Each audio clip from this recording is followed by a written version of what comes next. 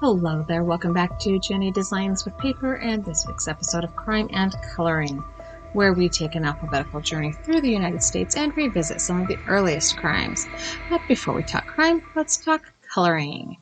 Today I am using this Altenew and Hero Arts collaboration. It is a partner set I picked up at Joann's a while back, I think. It's called Bloom and Grow. It's a big magnolia bloom.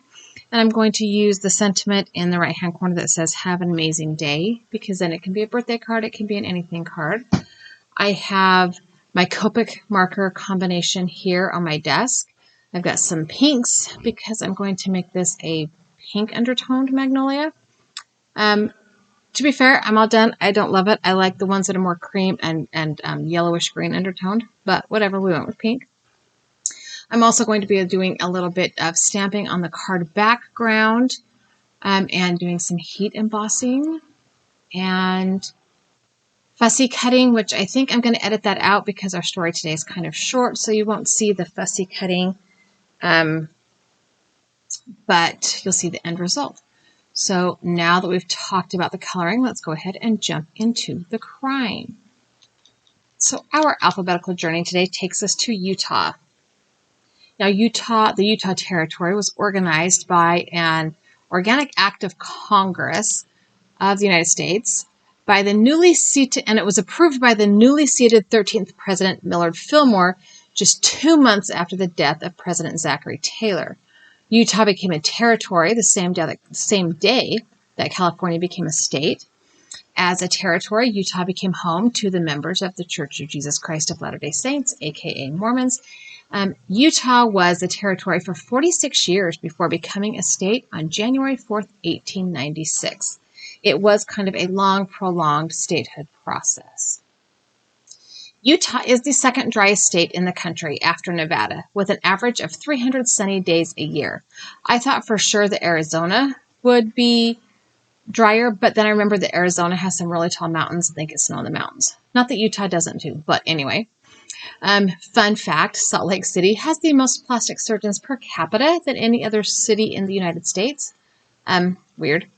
Lagoon in Utah is the oldest operating amusement park in the United States with the famous Old Woody roller coaster. It's like the third tallest roller coaster in the country. Utah brags to have the greatest snow on earth. The center of the state is the location of the town Levin, or navel spelled backwards. Utah is home to the man created with the invention of the Frisbee and the all-electric TV, which I thought that one was odd because my whole life I have been under the impression or the understanding that in the United States the first television was in Rigby, Idaho. So I'm not sure what the all-electric TV meant. Like, I don't know what the other TV could have been. But anyway, Utah is the actual home of Kentucky Fried Chicken. Utah has its own list of famous or infamous characters like Butch Cassidy. And today we're going to talk about another infamous man, Jean-Baptiste, the disappearing grave robber. So our story has kind of two beginnings. So we're going to first meet Governor John Dawson. So John was born October 21st, 1820. In Dearborn, Indiana. It was a pioneer settlement. His childhood life is not the main focus of our story, but as an adult, he worked as a farmer, a newspaper editor, and a lawyer before entering politics.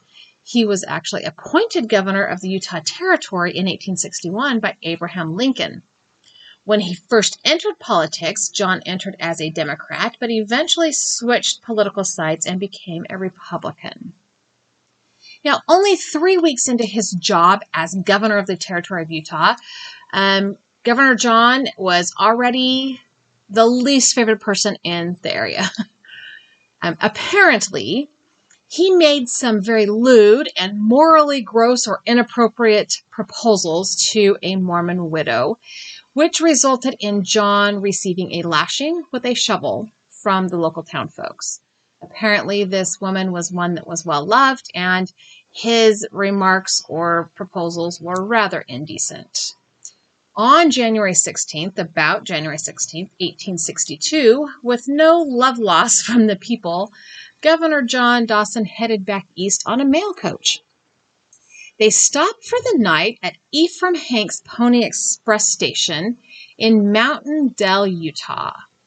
John was under the impression he would be safe at that stop, and his information turned out to be less than accurate. There were a group of men that had been following the governor and the mail truck, and after a night of drinking, first they ransacked his luggage. Then they gave him a beatdown. They gave him a beatdown. Now, this group of young men, they were described as young men, not teenagers, but young men, claimed to be acting on orders from the Salt Lake City police chief. But the police in Salt Lake said, yeah, no, they're not. And just as a side note here, good Mormon men would not have been out drinking and then entered into a brawl. I'm just going to put that out there.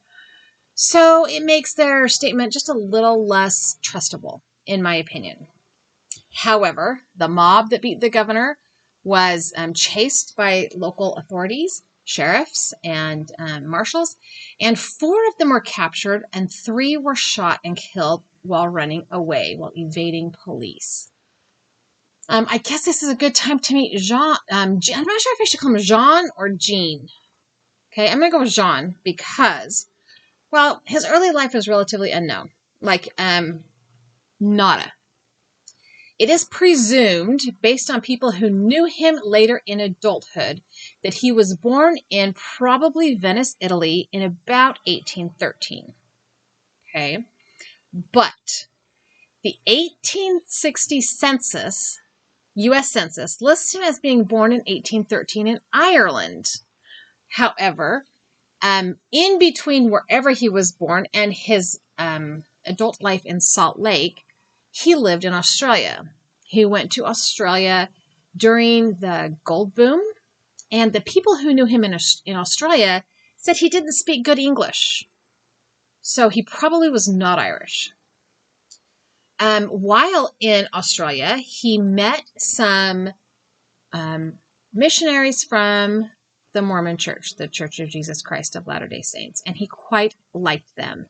In fact, he ended up donating a large part of a piece of property to them to build a building on. So, eventually, though, he did leave Australia, and he headed to, first he went to Castlemaine, Australia, and then he ended up immigrating on a ship called the Tarkina. The Tarkina left Melbourne, Australia on April 27th of 1855, and it got to Honolulu in July. He then went from Honolulu to San Francisco. He got there in February of 1856, and he lived there in San Francisco or the area about 4 years. By 1859, John was living in Salt Lake City, and he had gotten a job as a grave digger. He built a small house near the cemetery, and he married a woman named Dorothy Jennison. And he was reportedly a church-going man, and in fact, he led his congregation's choir, supposedly. Now, this is where Governor John and Jean Baptiste, this is where their lives kind of intertwine. At least one of the men who were shot while evading the police after the beating of Governor John was brought to Salt Lake City for burial, and this was a man named Moroni Clausen. When no one claimed his body, a police officer named Henry Heath paid for burial clothing and then supervised the digging of the grave by, you got it, Jean Baptiste. Sometime later, though, Moroni's family actually got to Salt Lake. They claimed his body. His grave was exhumed. I'm assuming that it was to move him to a family plot or something. But when his coffin was opened, under the supervision of Officer Heath, people were flabbergasted. Because when the coffin was opened, Moroni was completely naked. No clothing, no nothing. Just in his birthday suit. Now, Moroni's family, specifically his brother George, was full on outraged. He was just offended by the fact that his brother had been so disrespected in his burial. Officer Henry assured the family that he had in fact been clothed because he himself was the one who purchased and supervised the dressing of Moroni, and he had been there when the grave was being dug. And so it had to have happened sometime after Henry left the cemetery. So Officer Heath and the other men, some of the other men, as I'm guessing family members, went to the cemetery. They wanted answers. They talked to Sexton Little, who was in charge of the cemetery, and he was like, I don't know. I got nothing for you, man. You need to go talk to the gravedigger. So they did. They went to find Jean, Jean, J-E-A-N, Jean. Officer Heath and the other men went to his home and they met Dorothy. And she told the men that he was out taking care of the cemetery. And a quick look around the Baptiste home, the men noticed an interesting set of stacked boxes around the room. And sticking out of these boxes were scraps of dirty clothing, which, of course, prompts an examination, right? So the boxes are open, the contents are examined, and it was a little disturbing. The men in the room realized that the things in the boxes were the belongings of dead people. And this was especially abhorrent to Officer Henry Heath, whose own 9-year-old daughter had been buried about 9 months before this in the same cemetery. So Officer Heath and the men went to the cemetery where they found Jean preparing a new grave, and it took no more than an accusation, and not even a strong accusation, from Officer Heath, and Jean confessed to grave robbing. He didn't deny it. He didn't try and wiggle out of it. He just said, yep, I did it. It was me. So Officer Henry, I keep calling him Officer Henry and Officer Heath because his name is Henry Heath. So sorry. Officer Henry and the men walked Jean through the cemetery, and they pointed to graves one at a time, one after another, asking if he had robbed them. And Jean responded yes to each one of the graves except for the grave of Sarah Heath. Later, Officer Heath admitted that he had made up his mind to kill Jean on the spot if he answered yes to having defiled Sarah's grave. Now, Jean was arrested and taken to jail, and the contents of the boxes were more closely examined, and then the clothing and the belongings were put on display at City Hall for families of any of the people who had been buried in the cemetery to come and claim. And I don't know how long they were left there, but in the end, there were still a few things that were not claimed, and so these items were reburied in a mass plot in the cemetery. Now, here comes the weird part of the story, and you know it has to be weird because it piqued my interest, and let's face it, I like the weird ones. Jean confessed. There was no question of guilt. He's like, yeah, I did it. It was me. There's no court records. Whatever records that were created at the time did not survive. There are no court records. There's also no surviving newspaper articles. Like, I would have thought that this would have been like above the fold front page news, right? Church-going man admits to being a grave robber. I didn't find any. And the article I read, one of the sources I used, the author of that article also said she didn't find any. So, weird. The one recorded opinion that has survived was actually a statement by Brigham Young. He reportedly stated that hanging would be too good for the likes of Jean-Baptiste, and in his opinion, exile to an island in the middle of the Great Salt Lake was a much better punishment.